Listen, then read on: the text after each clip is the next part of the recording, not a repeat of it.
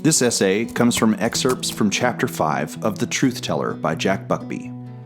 Over the course of the next several weeks, Jack and I will be selecting segments of the book to convert to video essay format.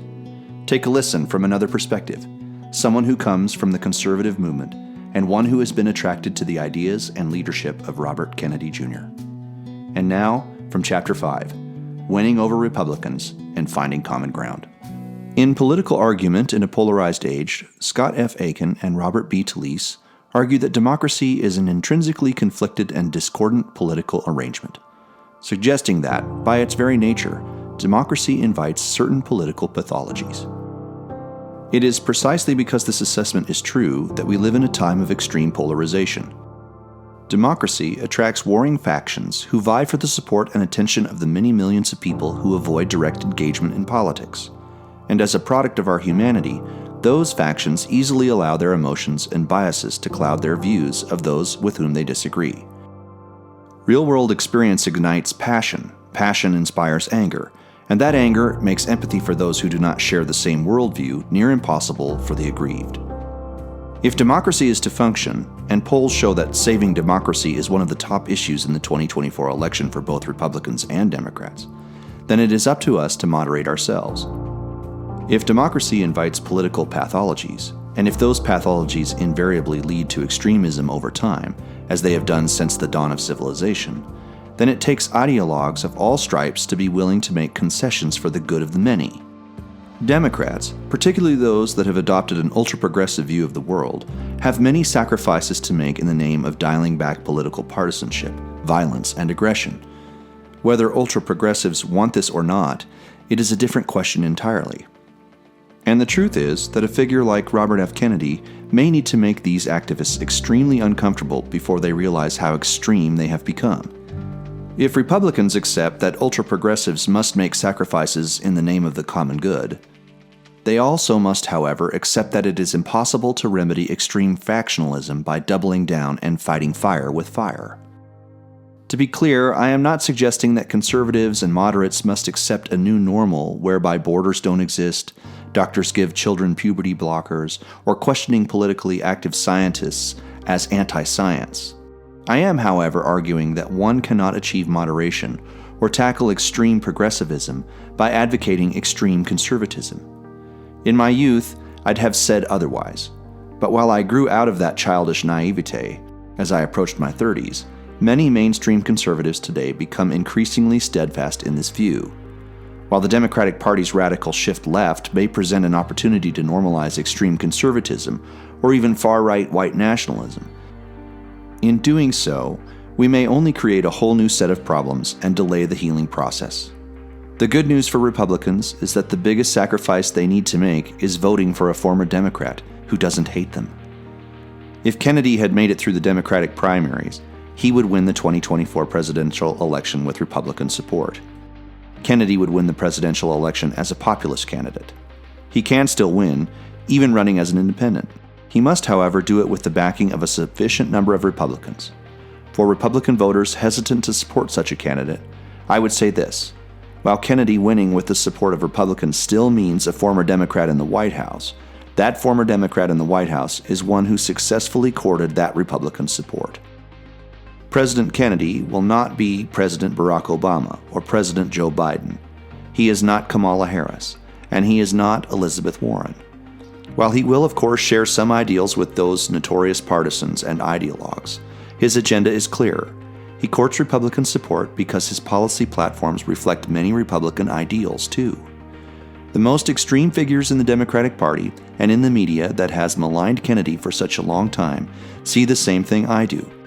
Rather than recognizing his candidacy as an opportunity to unite the country, however, they see it as a threat to their leadership positions in their hyper-partisan crusade.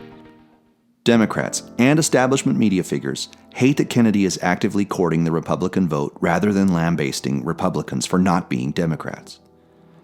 Beyond matching the populist instincts of so many Republicans today, Kennedy's 2024 platform satisfies many GOP demands, some entirely and some closely enough to matter. For Republicans concerned about rising support for new gun regulations, they should breathe a sigh of relief over Kennedy's approach.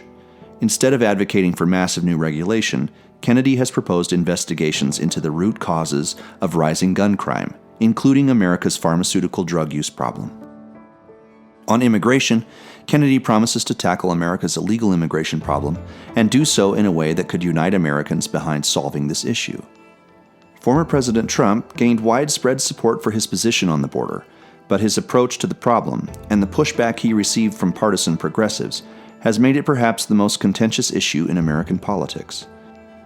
For as long as it remains contentious, Republicans should not expect any meaningful or lasting resolution to the problem. Even on issues that Republicans tend to care less about, climate change being one of them, Kennedy offers a solution that free market capitalists can't really argue with. Speaking to the American Conservative, Kennedy describes how big polluters force the public to pay for their production costs and argues in favor of a free energy marketplace. People ask me, what's the most important thing that we can do to protect our environment? I've always said the same thing, and that's encourage free market capitalism. A true free market promotes efficiency, and efficiency means the elimination of waste, and pollution is waste. In a true free market, you can't make yourself rich without making your neighbors rich and without enriching your community. But what polluters do is they make themselves rich by making everybody else poor. They raise standards of living for themselves by lowering quality of life for the rest of us. You show me a polluter, I'll show you a fat cat using political clout to escape the discipline of the free market and force the public to pay their production costs. And that includes the cost of cleaning up after yourself, which was a lesson that we were all supposed to have learned in kindergarten. On censorship, Kennedy is about as good as it can get for Republicans who have been routinely smeared and censored by big tech companies over the last decade. Before announcing his presidential campaign, Kennedy's best-selling book, The Real Anthony Fauci, caused a stir, angering Democrats and media types even worse than when he dared question the safety of flu vaccines. In the book, Kennedy reveals the extent to which Fauci may be responsible for the COVID-19 outbreak, the risky experiments he allegedly outsourced to China, and the lies he told throughout 2020, and even before that. I explore the carefully planned militarization and monetization of medicine that has left American health ailing and its democracy shattered. I chronicle the troubling role of the dangerously concentrated mainstream media, big tech robber barons, the military and intelligence communities, and their deep historical allegiance with big pharma and the public health agencies. Kennedy is unlikely to ever win over the hardcore minority of Republicans who back Trump no matter what, but those voters are a small fraction of the overall electorate anyway. If Kennedy is successful, he could reshape the Democratic Party even as an independent candidate, pressuring his former party into becoming a pragmatic grouping of liberals who accept some obvious truths rather than denying them for partisan reasons. Immigration will once again be an issue on the table, and Republicans won't easily be smeared as racist for talking about it because Democrats are willing to talk about it too. Gun ownership could become less controversial as Democrats adopt a more middle ground approach and become more willing to address the potential root causes of mass shootings. Republicans and Democrats will find more agreement on the deep state, on corruption, and on the economy. Kennedy, as a unifier, could ensure that future presidential campaigns are fought on specifics and not on broad disagreements and extremist talking points. Republicans and Democrats will attempt to win over their public with detailed policy plans, and not by pitching their opponents as monsters.